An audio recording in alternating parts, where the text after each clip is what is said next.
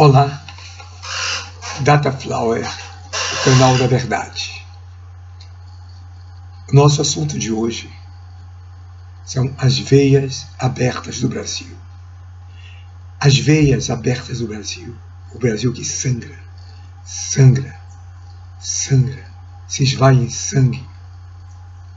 As veias abertas do Brasil são as fraudes da dívida pública e da privatização. Mas para entendermos essa verdade, é preciso que se fale antes da verdade do que é a democracia. Segundo o sábio filósofo, democracia é o governo do povo, pelo povo e para o povo. O governo da maioria da população, por representantes da maioria da população e para o benefício da maioria da população. Mas o sistema capitalista fraudou esse conceito. Ele associou esse conceito à ideia de eleições. Então, todo país que tem eleições e vários partidos políticos, aparentemente vários partidos políticos, porque na verdade todas as democracias capitalistas, centrais ou periféricas, todas têm um partido único. Nos Estados Unidos há um partido único, com duas sublegendas, democratas e republicanos. Aqui tem um partido único, que são todos os partidos da burguesia, os partidos do campo reacionário, entreguista, e os partidos do campo progressista, mas todos de direita, formando esse partido único. E o único partido de esquerda, que seria o segundo partido brasileiro, praticamente não existe, é o PCO. Então, visto isso, visto que democracia não é nada disso que se fala, democracia é o governo da maioria, e nós vamos provar aqui que essas fraudes das privatizações e da dívida pública comprovam que o Brasil vive uma plutocracia, que é o governo da minoria rica, por capachos da minoria rica, para única e exclusivamente os benefícios da minoria rica. Nós vamos falar, para começar, da origem recente dessa fraude, que foi no golpe da ditadura de 1964. A de 2013 vamos falar depois. O golpe da ditadura de 1964. Em 1964, João Goulart, o governo progressista de João Goulart, o governo desenvolvimentista de João Goulart, estava tentando realizar reformas de base que dariam um impulso enorme à industrialização do Brasil, ao progresso econômico do Brasil. Mas a industrialização do Brasil por brasileiros e o progresso econômico do Brasil não interessa ao Império Norte-Americano. É contra a geopolítica norte-americana. É uma ameaça à geopolítica norte-americana. Então, os Estados Unidos intervieram no Brasil através de seus capachos militares na ditadura de 1964. E como aconteceram as privatizações e a dívida pública nesse período. Só que a ditadura militar tem dois períodos. O período do entreguismo visceral, propriamente dito, que vai até o presidente Geisel, e o entreguismo progressista, que acontece a partir do segundo Plano Nacional de Desenvolvimento do ditador presidente Ernesto Geisel. Nessa primeira fase entreguista, quando a ditadura assumiu o poder, a dívida pública brasileira era de 3 bilhões de dólares. Em menos de 5 anos, essa dívida pública brasileira, somente a dívida externa, avançou para 90 bilhões de dólares. De 3 para 90 bilhões de dólares. Começo da fraude da dívida pública. O Brasil, o povo brasileiro, o Tesouro Nacional, nessa época, tolerou uma grande armação dessa minoria rica que comanda interna e externamente o Brasil. O Congresso Nacional, pré-ditadura, tinha aprovado a Lei de Remessa de Lucro para o Exterior.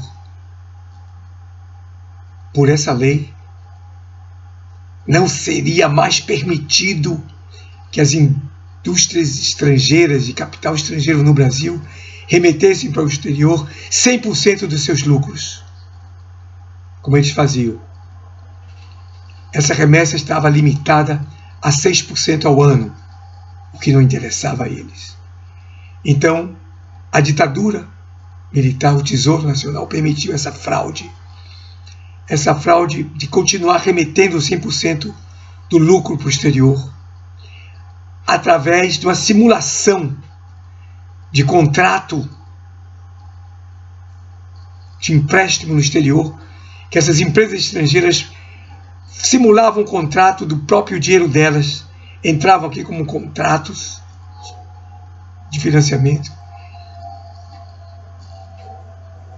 e esses contratos fraudados, esse dinheiro, tecnicamente, era investido no Brasil, teoricamente, era investido no Brasil.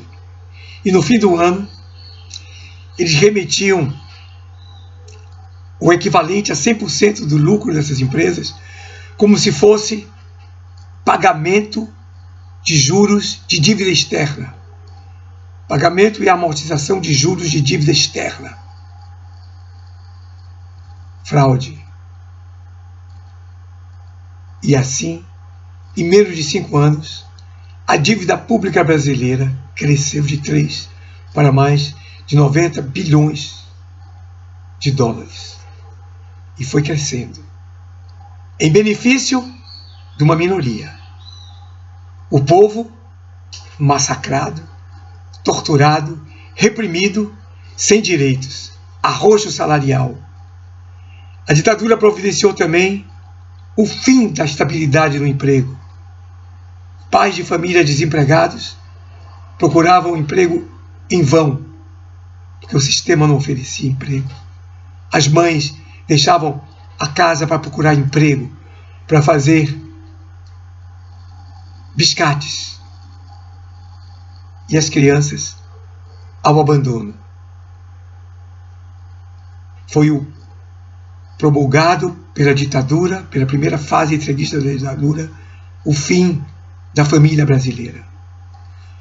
O fim da harmonia, da segurança, do equilíbrio, ainda que precário, da família brasileira.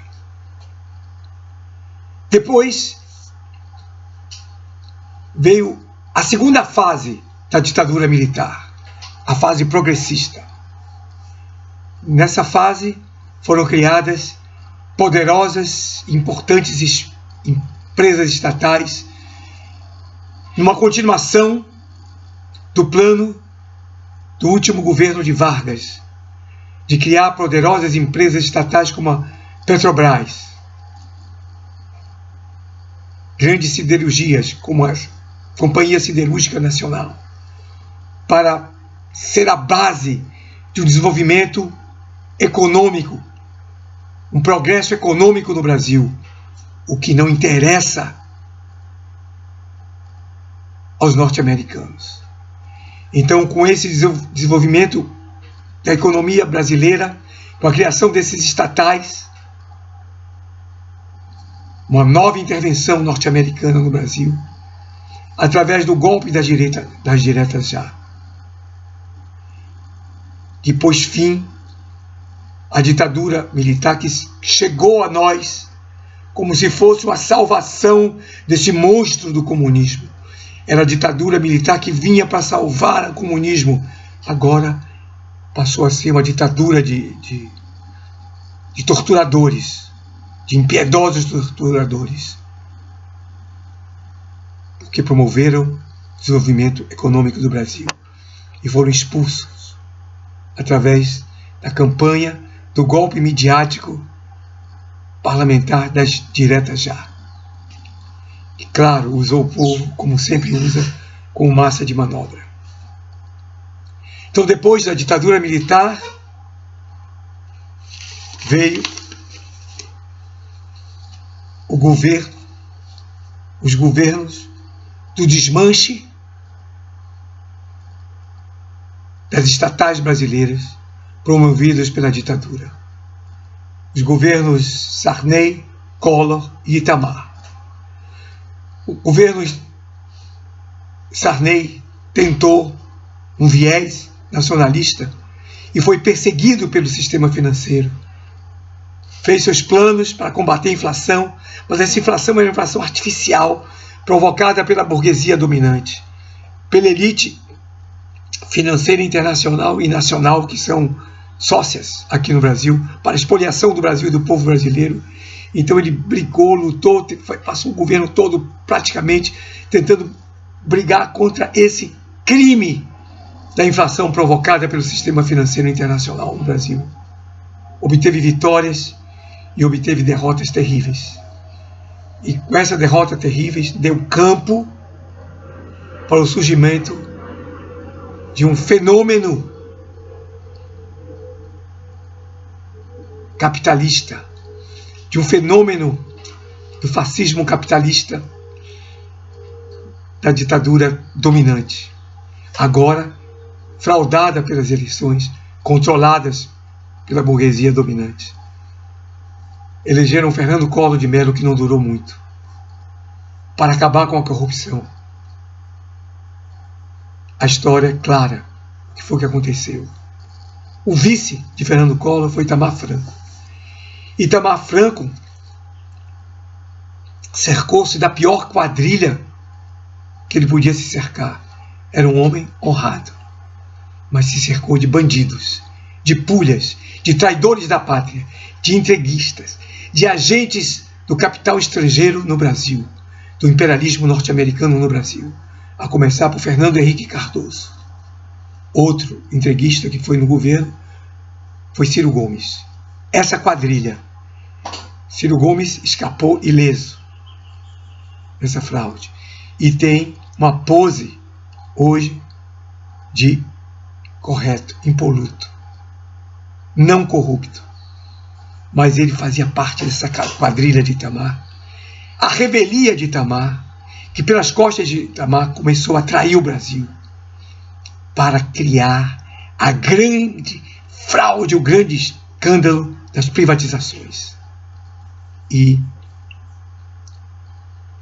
sorrateiramente, Fernando Henrique Cardoso chamou os bandidos, os gangsters, Pedro Malan, Armínio Fraga e Murilo Portugal, e disse: meninos, a dívida externa, 80 bilhões da dívida externa, que foi objeto da moratória de Sarney, está prescrita, totalmente prescrita. Os banqueiros, os banksters, nossos aliados, já tiraram até do balanço de seus bancos. Foi prescrito, eles não reclamaram, eles já tinham recebido muito mais do que eles mereciam receber pelos empréstimos fraudulentos, pela parte que não era podre dos empréstimos fraudulentos da ditadura militar. Então eles se conformaram, mas vocês vão lá. Nós vamos agora, não nesse governo que Itamar não vai tolerar isso, mas no próximo governo que será meu. Nós estamos fazendo uma grande campanha, a burguesia fechada conosco. Nós vamos ser presidentes e nós vamos fazer as privatizações. Vamos liquidar essas estatais que existem no Brasil, privatizar tudo, entregar tudo ao capital privado, nacional e estrangeiro. Claro que mais para o estrangeiro do que para o nacional. Então vamos fazer isso. E vocês vão lá conversar com os banksters que vocês conhecem. Vocês foram formados lá, falam inglês bem e tal. Vão lá conversar com os banksters. E vão propor um acordo. Nós vamos ressuscitar essa dívida no meu governo. E vamos transformar essa dívida em títulos. Mas ninguém vai querer, nenhuma bolsa de valores vai tolerar, vai fazer. Não, mas vocês vão para Luxemburgo. Luxemburgo é um paraíso fiscal. E lá vocês fazem esse acordo, finalizam esse acordo. Então Pedro Malan, Armínio Fraga e Murilo Portugal foram falar com seus colegas banqueiros, com os banksters, com seus superiores hierárquicos, na bandidagem financeira internacional, e acertaram esse acordo para ser implementado no próximo governo, que foi, de fato, o governo de Fernando Henrique Cardoso. Quando Pedro Malan, esse crápula, virou ministro da Fazenda, Murilo Portugal virou presidente do Tesouro Nacional, chefe do Tesouro Nacional, o dono da chave do cofre, e Armínio Fraga, presidente do Banco Central, que cuida dos interesses dessa minoria espoliadora do capital financeiro internacional e nacional no Brasil. Estava armado o governo de Fernando Henrique Cardoso, o governo da privataria tucana. E nesse governo foram feitos os maiores escândalos de privatizações que já aconteceram na face da terra. Foi uma debacle. A maravilhosa, a portentosa, orgulho do Brasil, a Companhia do Vale do Rio Doce, foi privatizada. E o pagamento?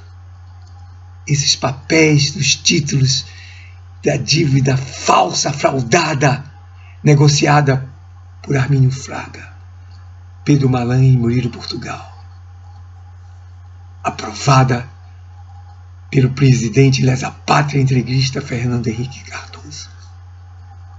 Com esse dinheiro foi paga a nossa Vale do Rio Doce e a maioria das empresas de telecomunicações, das estatais criadas durante a ditadura militar. Segundo o governo, foi a expansão desse crime contra o povo brasileiro, contra o patrimônio público do Brasil, por esses agentes do imperialismo norte-americano, esses assassinos, esses criminosos, esses lesa-pátria que governam e que controlam o Brasil.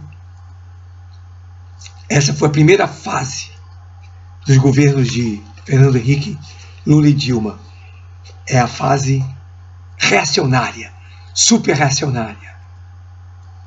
A fase do arroxo salarial, da fome, da miséria do povo, que ensejou a eleição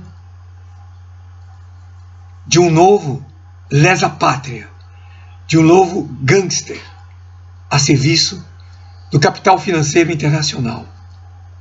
Mas só que um gangster muito inteligente, muito esperto, muito frio, e que bota esses outros gangsters entreguistas, vagabundos no bolso. Luiz Inácio Lula da Silva. que chegou ao governo com a promessa de fazer auditoria na dívida pública brasileira, acabar com essa bandidagem, e não fez. Ele aperfeiçoou esse sistema de domínio e de controle das finanças públicas brasileiras através do Banco Central. Aparentemente, ele estimulava setores de serviço da economia brasileira e alguns setores industriais, principalmente o setor de engenharia naval, de construção de navio, estimulava, mas por trás da visão do povo, ele fazia o jogo do capital financeiro internacional, do imperialismo norte-americano. Então ele ousou mais do que isso. Ele suspendeu a privatização das estatais e começou a privatizar portos, aeroportos, privatizar coisa miúda. Preservou os bancos, que eram o alvo agora das privatizações, eram os alvos da privatização, os bancos estatais e a Petrobras. Ele preservou isso. Na medida em que foi se afastando de Washington e se aproximando da China, da Rússia, da Índia, da África do Sul e liderando os BRICS. Criou um desenvolvimento econômico do Brasil, dando esmola aos pobres.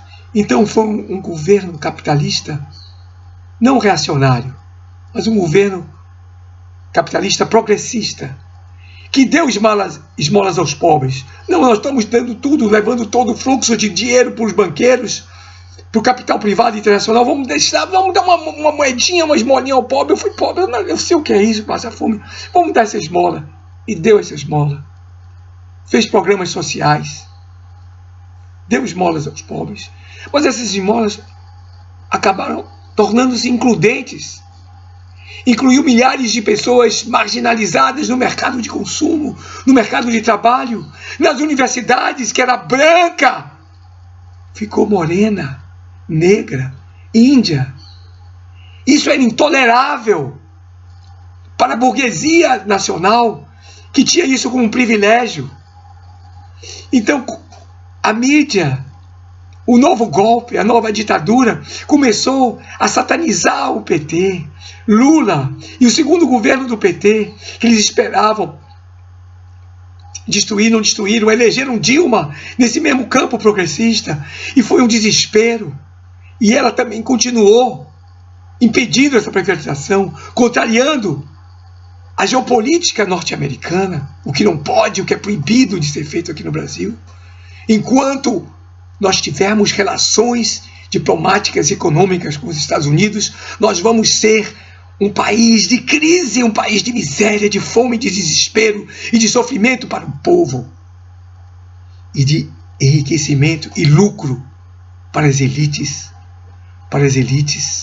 financeiras, para as elites burguesas, para a pequena burguesia brasileira, para a grande burguesia brasileira, porque a pequena burguesia brasileira sofre, porque são os verdadeiros industriais brasileiros que são perseguidos pela falta de crédito, pelos juros absurdos que são cobrados no Brasil para canalizar recursos do Brasil para essa minoria de banksters nacionais e estrangeiros. Então esperava-se que Dilma não fosse reeleita, mas ela foi. Então o golpe, que já era midiático, que já era de satanização, de humilhação, de linchamento do PT, passou a ser o golpe parlamentar. O golpe midiático passou a ser parlamentar. E o parlamento não deixou Dilma governar um dia sequer.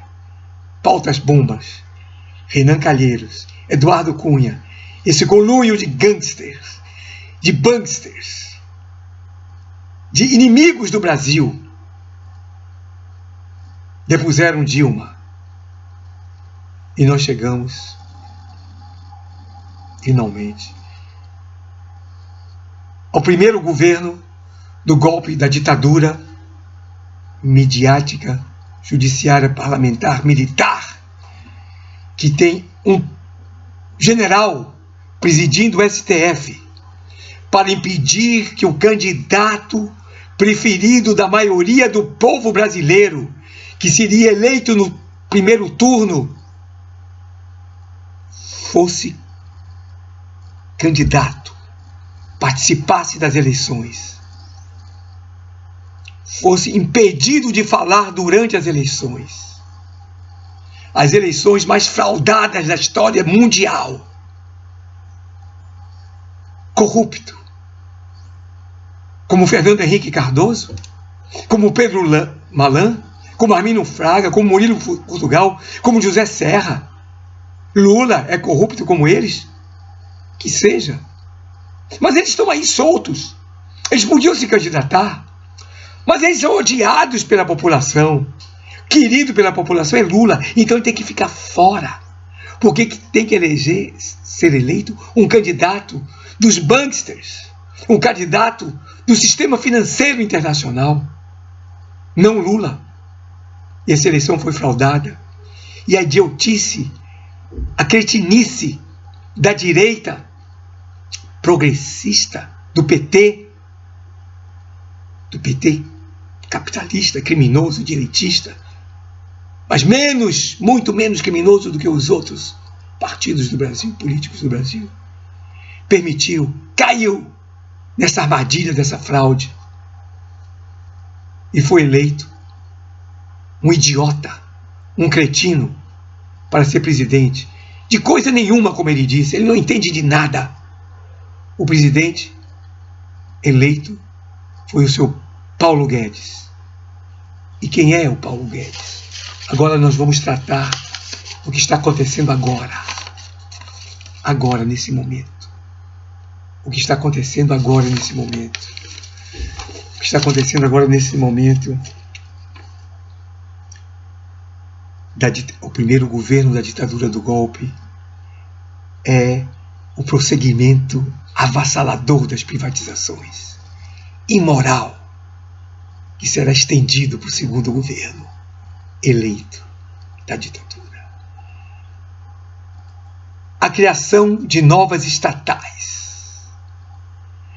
A criação de novas estatais, a chamada securitização de créditos, criada por quem? Quem bolou isso? Quem se beneficia disso? A maioria do povo brasileiro não! Quem se beneficia disso é o seu Paulo Guedes, sócio do Banco Pactual, sócio do Banco BCG Pactual, que já teve diretores presos por corrupção. Esse homem bolou essa securitização de créditos.